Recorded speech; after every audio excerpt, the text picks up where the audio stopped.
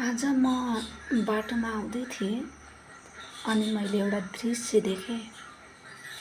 तीनजना यताबाट दुईटा आमा र एकजना छोरा लिएर सानो बाबु 8 वर्षको उसलाई लिएर यताबाट तीनजना अभिभावक जाँदै हुनुहुन्थ्यो।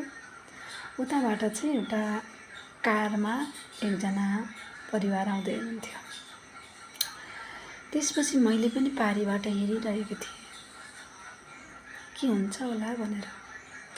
त्यसपछि मैले पनि पारीबाट देखेँ त्यो कारवालाले त्यो आमालाई, दुईटी आमालाई र त्यो बाबुलाई एकदमै नराम्ररी हिलोले छेपेर त्यहीँबाट गाडी स्पिडमा लिएर गयो। सायद यो मैले भनेको म्यासेज हजुरहरूले सेयर गरिदिनु भयो भने, भाइरल भयो भने उहाँको पनि सामान्य पुग्छ होला। त्यसपछि मलाई साह्रै दुःख लाग्यो।